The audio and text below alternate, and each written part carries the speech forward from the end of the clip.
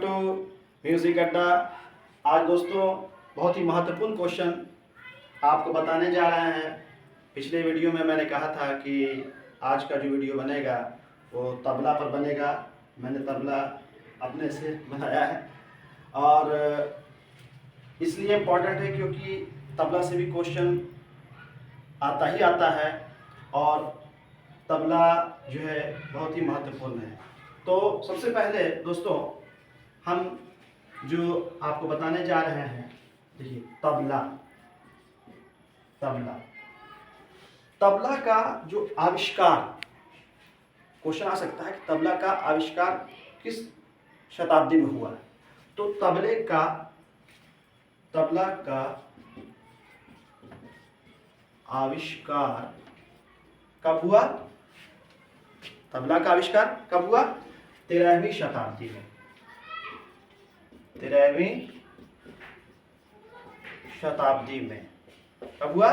13वीं शताब्दी में तबले का आविष्कार हुआ। अब तबले का आविष्कार में दोस्तों किसने की?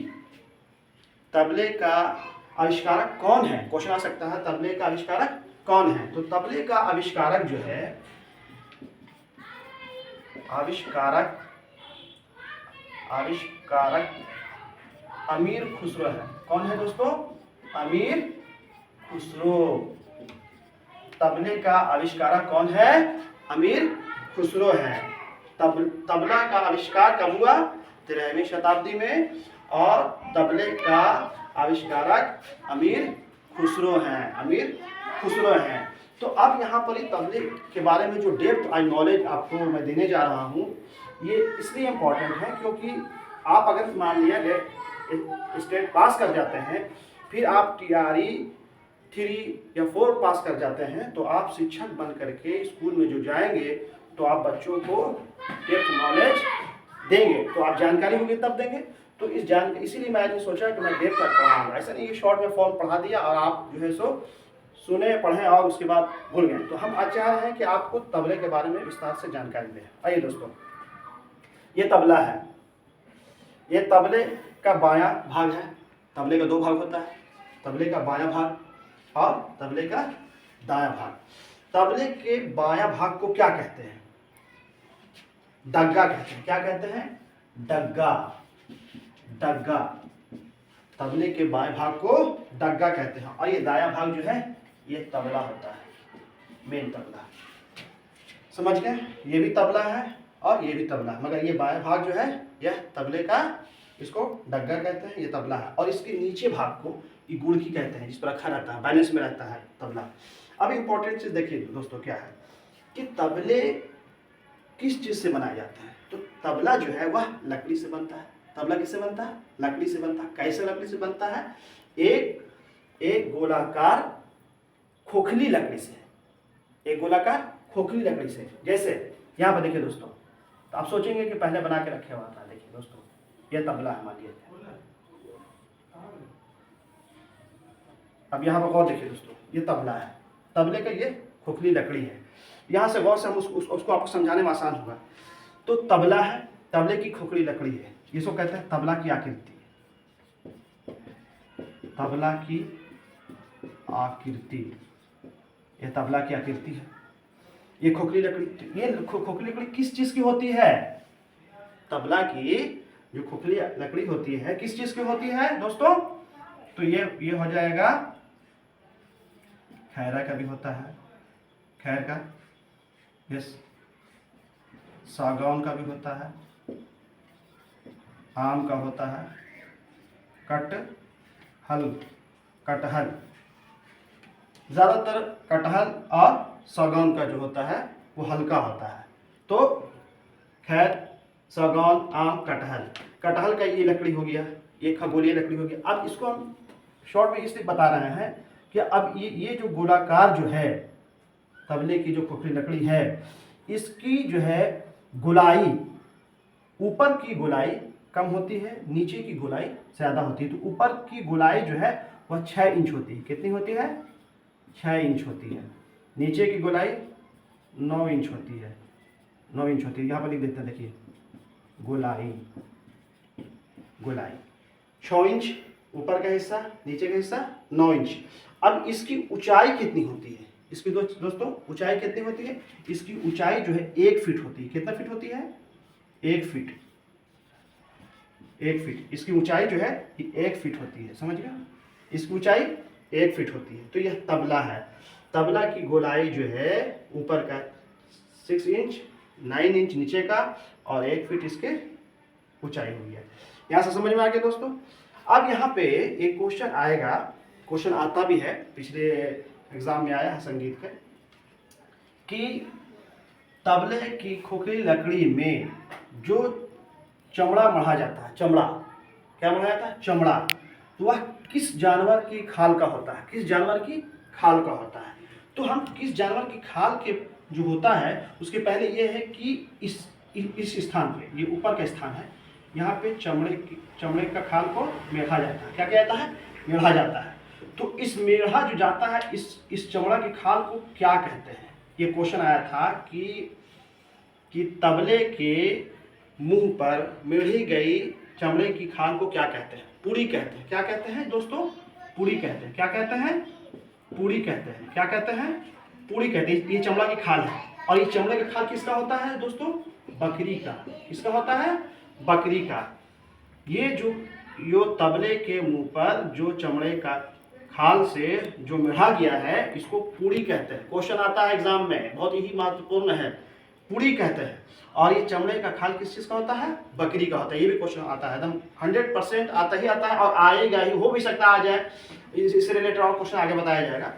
तो यह जो है इसके मुंह पर चमड़े का जो मेढ़ा गया है, इसको पूड़ी कहते हैं। और ये किसके खाल का होता है? जानवर का। किस खाल के? बकरी का।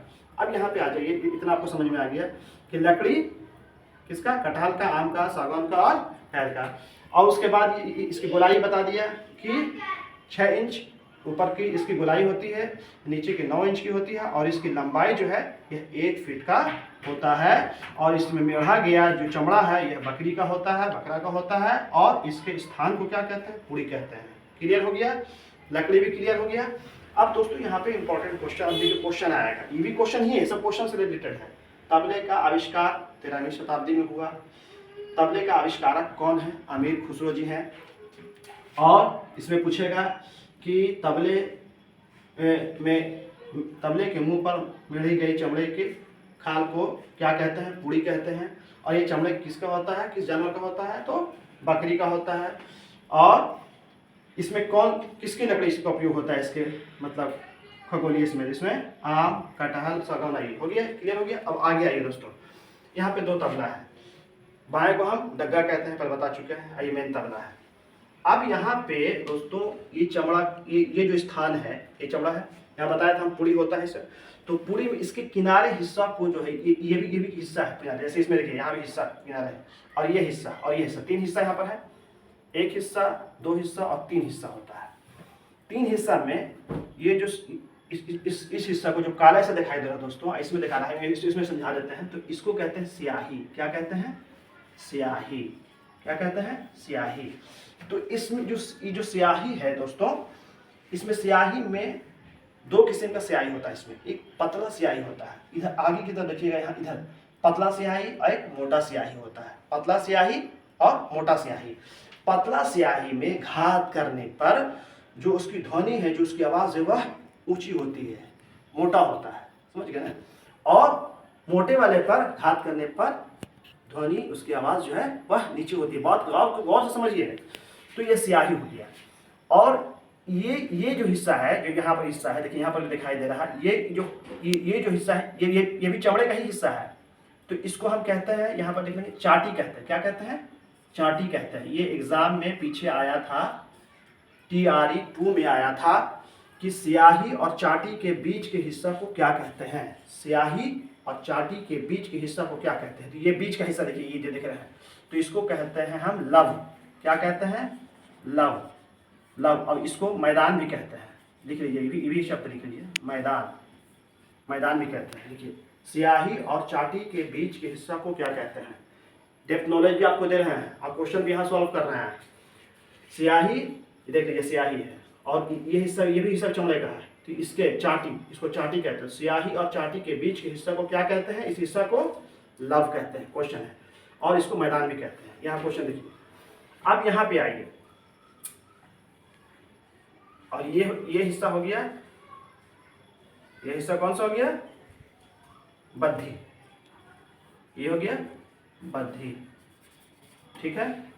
ये जो गोल गोल देख रहे हैं जिससे कसा जाता है तबले को, ये गट्टा हो गया। ये क्वेश्चन, अब यहाँ पे देखिए क्वेश्चन आएगा इसमें से, इसमें क्वेश्चन आएगा कि तबले में गट्टों की संख्या कितनी होती है? तबला में गट्टों की संख्या कितनी होती है? 8 होती है। 4 इस साइड होता है, 4 उस साइड होता है, तो गट्टों की संख्या कितनी हो गई? 8 हो गई। गट्टों की संख्या कितनी हो गई? 8। तबला में गट्टों की संख्या कितनी हो गई? 8 हो गई, 8 हो गया। और इसको देखिए दोस्तों, अभी इसमें क्वेश्चन और आ गया। ये क्वेश्चन यहाँ देखिए, ये चमड़े का मेढ़ा हुआ, ये टाइट करने के लिए इसमें छिद्र होता है, इसमें छिद्र होता है, इसको बद्धी कहते हैं। क्या कहते हैं? बद्धी कहते हैं। हाँ दोस्तों, अब ये बद्धी हो गया दोस्तों, ये बद्धी है, ये जो रस्सी का रहता है ये बद्धी है, बद्धी लिख दिया है ना। और ये हिस्सा की बात कर रहे थे हम, इसको क्या कहते हैं दोस्तों? इसको गजरा कहते हैं, इसको गजरा कहते हैं। इसमें गजरा में 16 छेद होते हैं, गजरा में, इसको क्या कहते हैं? गजरा। ये गजरा देखिए यहाँ पर भी होगा, देखिए हम बना देते हैं, देखिए बना देते हैं यहाँ पर, ठीक है।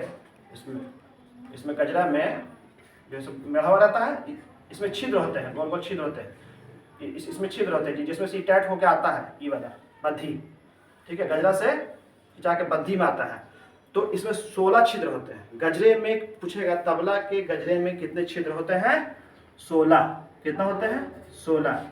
क्वेश्चन में देख लीजिए, यहाँ पर अगला में, अब ये समझ में आ गया क्या कहते हैं? ये कौन सा स्थान है? पूरे स्थान को क्या कहते हैं बताइए?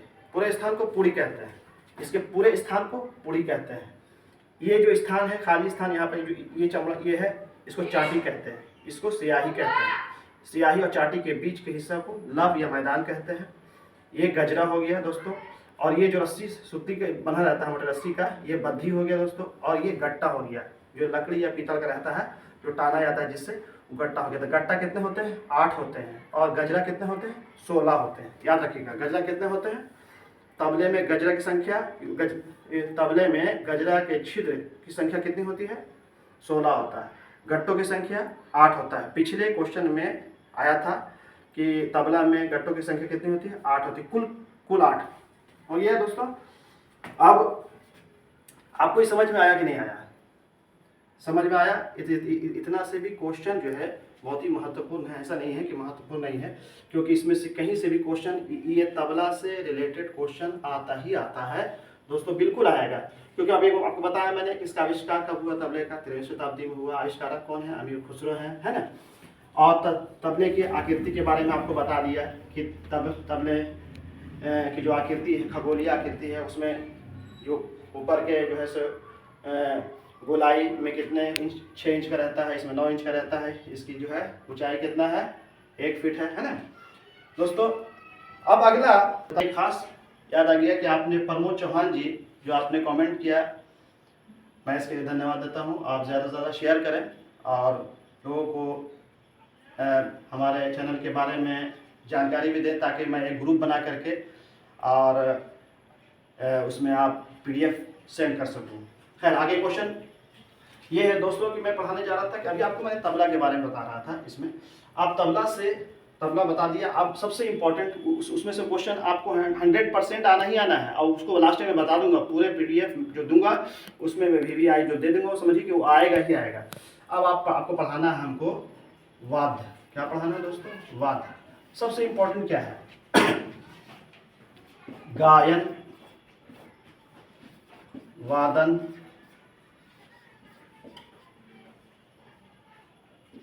नृत्य। गायन, वादन, नृत्य सबसे इम्पोर्टेंट। गायन की क्रिया को गायन कहते हैं, वादन बजाने की क्रिया को, और नृत्य करने की क्रिया को। यहाँ पे क्वेश्चन आ सकता है, गायन, वादन और नृत्य के समावेश को क्या कहते हैं? क्वेश्चन आ सकता है, बड़ी बात नहीं है। गायन, वादन और नृत्य के समावेश को क्या कहते हैं? संगीत कहते हैं। क्या कहते हैं? संगीत कहते हैं। क्या कहते हैं? संगीत कहते हैं। संगीत में सारे इंपॉर्टेंट्स हैं, गाना भी, बजाना भी, नृत्य भी। अब यहाँ पे जो मैंने अभी पढ़ाया पिछले इसमें कि तबला के बारे में, अब यहाँ पे वाद्य के बारे में बताना है। वाद्य बहुत इंपॉर्टेंट है। वाद्य के बारे में सारंग देव, सारंग देव की पुस्तक संगीत रत्नाकर, संगीत रत्नाकर, सारंगदेव जी की एक पुस्तक है संगीत रत्नाकर। संगीत रत्नाकर में वाद्य को 4 भागों में बांटा है। तो क्वेश्चन आता है कि वाद्य कितने प्रकार के हैं? क्वेश्चन आता है, हमेशा आता है, वाद्य कितने प्रकार के हैं? सारंगदेव की पुस्तक संगीत रत्नाकर, यहाँ क्वेश्चन एक बनता है कि नहीं, बना कि नहीं, कि संगीत रत्नाकर के लेखक कौन है? संगीत रत्नाकर के लेखक कौन है? सारंगदेव है। यह सारंगदेव की पुस्तक का नाम क्या है? संगीत रत्नाकर है। संगीत रत्नाकर है। संगीत रत्नाकर के अनुसार वाद्य के 4 प्रकार हैं। वाद्य के कितने प्रकार हैं? 4 प्रकार हैं। कितने प्रकार हैं? 4 प्रकार हैं। सारंगदेव की पुस्तक संगीत रत्नाकर के अनुसार वाद्य के 4 प्रकार हैं। 4 प्रकार कौन कौन है दोस्तों? तो अब आइए,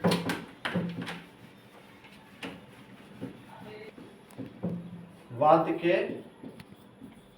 प्रकार कितने हैं दोस्तों? वाद्य के कितने प्रकार हैं अभी बता चुके हैं, 4। कितने प्रकार हैं? 4। कौन कौन से हैं? तत्ववाद, सबसे पहला जो है वो कौन सा है? तत्ववाद।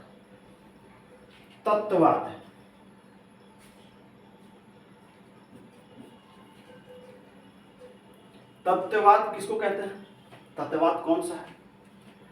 तार अथवा ताप से उत्पन्न की गई स्वर, यानी वैसे वाद्य जो तार से या ताप से उत्पन्न होती है स्वर, जैसे सितार, सरोद, गिटार है ना, सारंगी एटसेट्रा। ठीक है। तत्व वह वाद्य जो तार से या ताप से, ज्यादातर तार ही समझिए, जो ध्वनि उत्पन्न करता है वह क्या होता है? तत्ववाद होता है। सितार, उसमें भी तार से उत्पन्न होता है। सरोद, गिटार, सारंगी, है ना, तो ये तत्ववाद है। अगर क्वेश्चन में आएगा कि सितार कौन सा वाद्य है, सितार या सारंगी या सरोद, कोई पूछ देगा तो ये तत्ववाद में आता है। बस इतना दिमाग में रखिएगा कि तार द्वारा ध्वनि उत्पन्न होता है, तारों द्वारा, वह तत्ववाद है। दूसरा आएगा, ये भी इंपॉर्टेंट है, सुशीरवाद।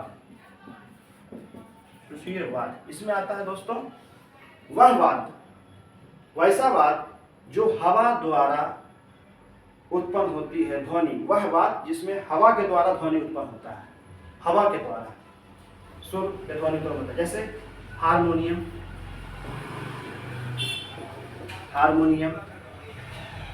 हो गया पहला, हारमोनियम हो गया। उसके बाद बांसुरी हो गया, है ना, बीन भी हो गया, मान लीजिए बीन भी, शहनाई हो गया,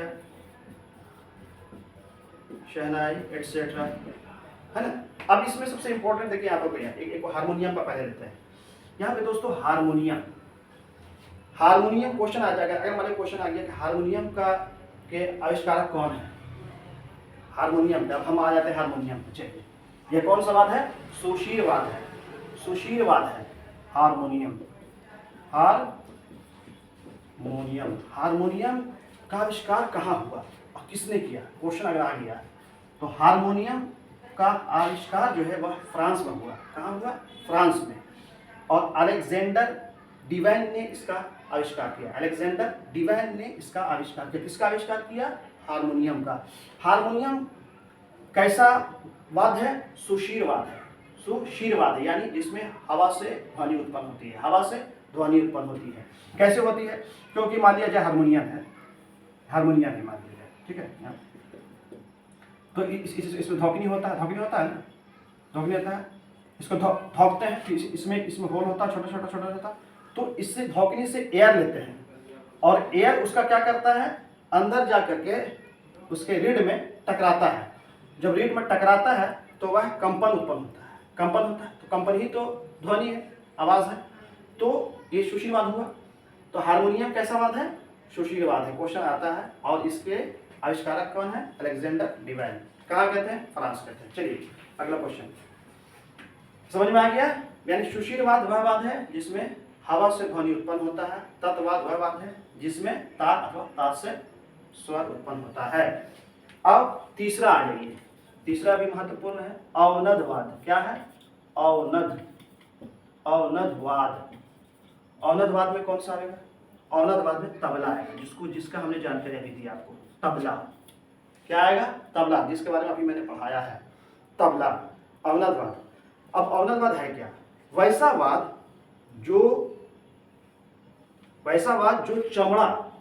चमड़ों से बनाई गई है और जिस पर घात करने पर जो है सो आवाज उत्पन्न होती है। तो चमड़ा से बनी हुई वाद जिस पर घात करने पर आवाज होती है तो अवनद, चमड़ा से। जैसे तबला, पहला ढोलक, ढोलक हो गया है ना, पखावज इसमें आता है, मृदंग भी आता है, डमरू भी ले लीजिए, डमरू भी हो गया है ना, डमरू एटसेट्रा। यह अवनदवाद है। क्वेश्चन आया था इसमें, क्या नाम है, TRE 2 में आया था कि तबला किस प्रकार का वाद है? यह अवनदवाद है। किस प्रकार का वाद है?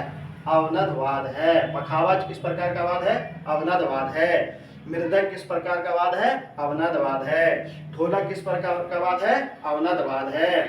हारमोनियम किस प्रकार का वाद है? सुशीलवाद है। शहनाई किस प्रकार का वाद है? सुशीलवाद है। पूछेगा सितार किस प्रकार का वाद है? तत्ववाद है। सारंगी किस तरह का वाद है? तत्ववाद है। अब अगला चौथा जो है, आखिरी जो है, वह क्या है? घनवाद। क्या वाद है? घनवाद। घनवाद में आता है क्या? झांझर आता है। झांझर देखा है? झुनझुन ऐसे वाला जिसमें मतलब कोई धातु या लकड़ी से आवाज की गई, वह घनवाद है। झांझर आता है। तो मेरे दोस्तों, आज के जो मैंने क्लास जो ली है उसमें आपको मैंने तबला के आविष्कार के बारे में बताया। तबला का आविष्कार कब हुआ, तबले का आविष्कार किसने किया? तो अमीर खुसरो ने किया। कब हुआ तबले का आविष्कार? 13वीं शताब्दी में हुआ। और तबले में जो तबला है उसके जो छोटे छोटे जो पार्ट्स हैं उसको क्या कहते हैं, है ना। जैसे मैंने आपको इम्पोर्टेंट बताया कि तबले में जो है स्याही और चाटी के बीच हिस्सा को क्या कहते हैं? तो लफ कहते हैं। तबले के में कितने गट्टे होते हैं? तो 8 गट्टे होते हैं, है ना। तो इस तरह के मैंने बहुत सारे क्वेश्चंस को आपको बताया है और वाद के प्रकार बता दिया। वाद के प्रकार आवेगा कि वाद के कितने प्रकार हैं? तो 4 प्रकार हैं। वाद के कितने प्रकार हैं? 4 प्रकार हैं। तत्ववाद, सुशीलवाद, अवनदवाद और घनवाद। तत्ववाद में सितार, सरोद, गिटार, सारंगी एटसेट्रा। सुशीलवाद में याद रखिएगा हारमोनियम आता है, शहनाई आता है। सुशीलवाद में बांसुरी आता है, बीन आता है, जिसमें हवा द्वारा उत्पन्न होता है ध्वनि, और सुशीलवाद हो गया। अवनदवाद चमड़े का से रिलेटेड जितने भी वाद हुआ अवनदवाद में आता है। और घनवाद जो है झांझर ये वगैरह है। तत्ववाद, सुशीलवाद, अवनदवाद, ये 3 से इम्पोर्टेंट ज़्यादा है। इसमें से क्वेश्चन होता नहीं, इसमें से क्वेश्चन आता ही आता है। तो इसमें क्वेश्चन आएगा ही आएगा मेरे दोस्तों। तो आप बताइए कि आज का वीडियो आपको कैसा लगा, और अगला वीडियो जो मैं अपलोड करूँगा वो भी महत्वपूर्ण ही होगा, क्योंकि हमको 10 दिन के अंदर स्टेट की तैयारी कराना है और अंत में आखिरी में मैं आपको आपका ग्रुप बना करके हम वीडियो जो है ये नोट्स जो है वो अपलोड कर देंगे और इसका ज़्यादा से ज़्यादा फ़ायदा उठाइए, क्योंकि दोस्तों कामयाबी मैं पढ़ा रहा हूँ मेहनत से, तो कामयाबी कब मिलेगी? कामयाबी मिलती है जब तो आत्मविश्वास को क्या होता है, आत्मविश्वास पैदा होता है, और जब कामयाबी मिल जाती है तो आत्मसम्मान को बढ़ावा मिलता है। तो इसलिए मेरे दोस्तों मैं ये बार बार रिक्वेस्ट करूंगा कि मेरे मेहनत का सिर्फ एक ही है कि आप हमारे चैनल को सब्सक्राइब करें, ज़्यादा से ज़्यादा जुड़ें, ताकि आपको फ्री में ये लाभ मिल सके और आप कामयाबी के सीढ़ी पर जा सकें। जय हिंद, जय भारत।